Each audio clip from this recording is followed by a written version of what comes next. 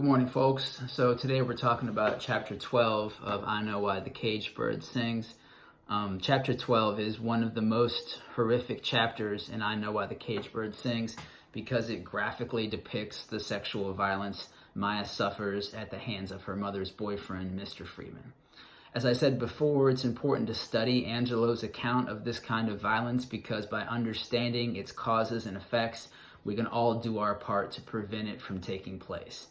However, if you choose to skip or skim through this chapter because it's too emotionally overwhelming, that's fine. But I do want to spend this time in today's mini lesson analyzing trauma a little bit. I'm going to use what's called a theoretical lens to help me make sense of the theme of trauma in this chapter and how it connects to former chapters. A theoretical lens, let's talk about that. So a lens is like a pair of glasses. If I were to put on a pair of yellow glasses, they would obviously change how I saw the world. Everything would become yellow. The idea is similar with a theoretical lens. If we study an idea and then we look at a literary work, we can use the idea we've studied to help us understand the text that we're analyzing, which is pretty much what it means to use a theoretical lens. So I don't want to pretend that I'm going to explain all there is to explain about trauma here, but for our purposes, in a very basic sense, I want to break down what I understand to be some fundamental aspects of trauma and how trauma works so that we can use trauma to help us understand I Know Why the Caged Bird Sings and use trauma as a theoretical lens. So without going into great detail or citing other people, which we could do, but we're not going to do here for time, I just want to mark that most of my understanding of trauma comes from psychoanalysis and some of those thinkers, specifically like Sigmund Freud or Jacques Lacan. Also, I think that there's a serious account of trauma that takes place in a variety of sacred texts. Buddhism comes to mind and seems like it's a really useful sort of series of spiritual practices that help people cope with and overcome trauma. So firstly, these thinkers that think about trauma, they mark that the human experience is full of moments where our fantasy ideas of the world come into conflict with the rawness of the world itself. We already looked at a moment like this in Chapter 9 of I Know Why the Caged Bird Sings, when Maya's fantasy of her father comes into conflict with the arrival of her actual father. And Maya compared this disruptive event to the breaking apart of a paper chain. We see this again in Chapter 12 when Maya first realizes that Mr. Freeman is going to hurt her. Quote, "I didn't want to admit that I had in fact liked his holding me, or that I had liked his smell or the hard heart beating, so I said nothing. And his face became like the face of one of those mean natives the Phantom was always having to beat up." Philosopher and psychoanalyst Jacques Lacan basically says that when we look at the world, we oftentimes see our fantasy of the world. We see things how we want to see them, and the moment when the world changes or behaves in a way that is different than how we see it, we get shocked. He calls this the return of the gaze, which basically means that moment when after staring at something, that something looks back at us. And we realize that whatever we're looking at isn't just like this frozen object or this part of our fantasy, but we realize that what we're looking at is actually, in fact, a living thing with wants and desires that might be different from our own. This is what we see in the quote above where Mr. Freeman's face changes. Maya really liked Mr. Freeman, and this is one of the complicated aspects and sad aspects of what was so horrible that happens to her. She really liked him, and she thought that his wanting to hold her was a good, loving, positive thing. But when his face turns into one of the enemies of her favorite superhero, the Phantom, it's clear that to us that, or it's clear to Maya at that point that he's completely different. Mr. Freeman's changed. And he's different than how she imagined him to be.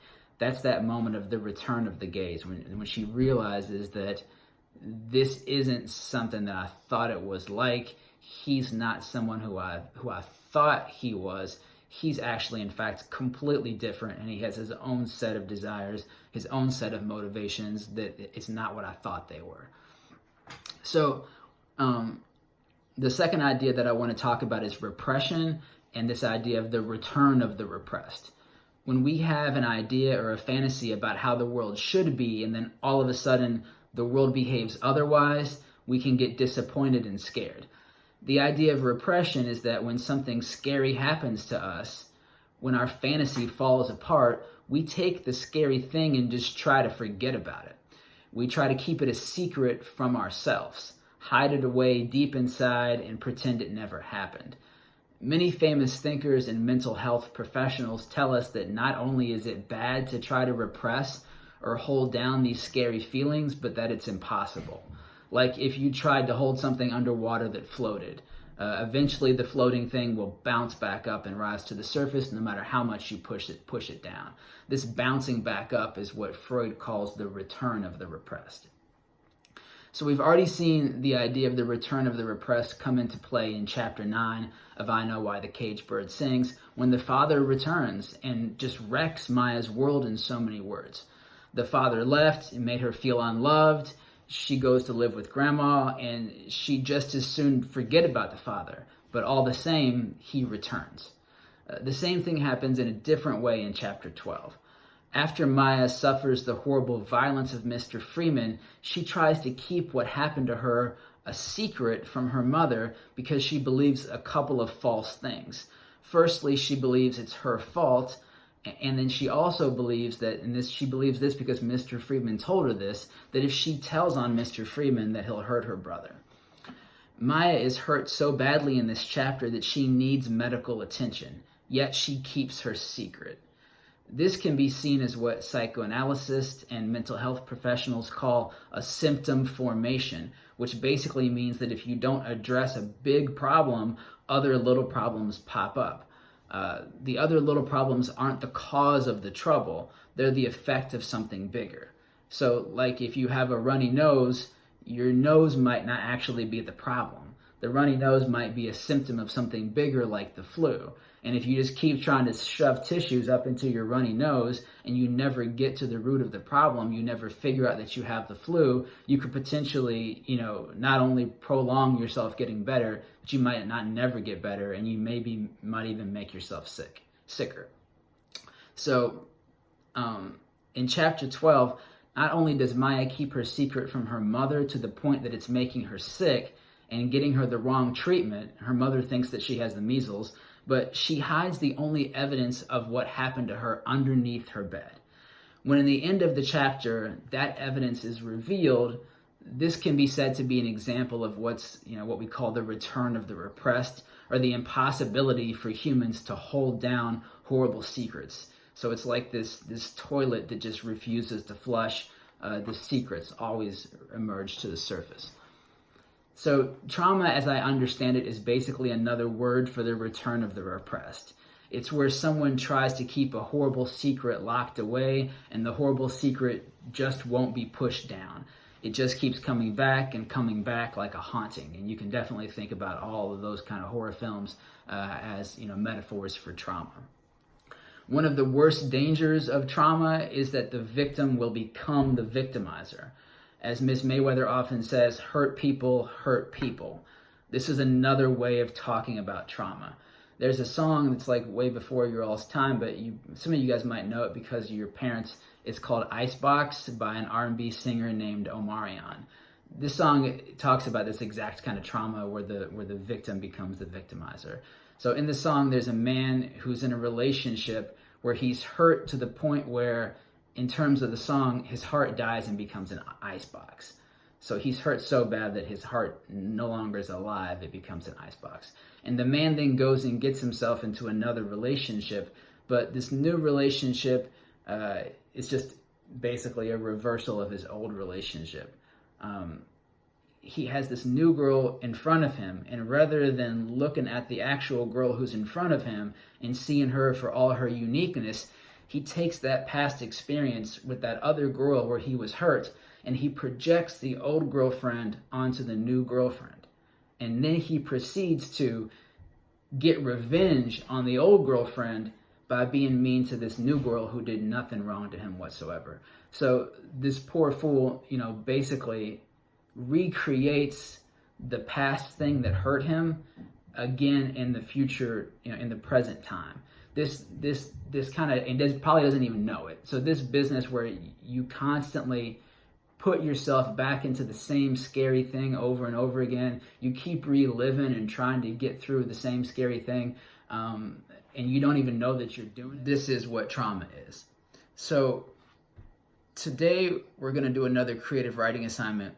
This time I want you to write a story where a character tries to keep something down or tries to keep some kind of a secret, but the thing that they're trying to hide for themselves just keeps coming back to haunt them. There's examples of this motif pretty much everywhere in pop culture. It happens in lots of subtle ways. A really easy way to think about it is kind of like the Dr. Jekyll and Mr. Hyde kind of scenario. So you think about a character like the Hulk. Bruce Banner doesn't necessarily want to be the Hulk. When he becomes the Hulk kind of is almost like a complete different personality, and sort of takes over. And there's different, if you, depending upon which Hulk story you're looking at, there's different. Sometimes Bruce has more control than the Hulk, and vice versa. But basically, Bruce Banner can't keep down the Hulk. The Hulk comes back, and the Hulk can't keep down Bruce Banner. Bruce Banner comes back. You think about a character like Two-Face from Batman comes to mind. The character Venom has a similar scenario where he can't hold down this sort of parasite that's taken a hold of him. The parasite sort of has to emerge, and really all these characters can only make peace. And that's the point of how to overcome trauma. Like, you can't keep the secret. You have to confront it. You have to integrate it into your existence. You have to accept it, and all that kind of stuff.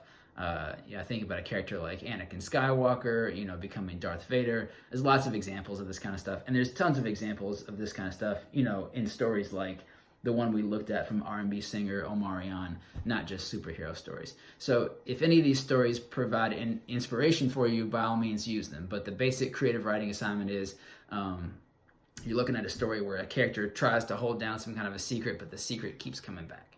Any story you want to write with that kind of a basic pattern.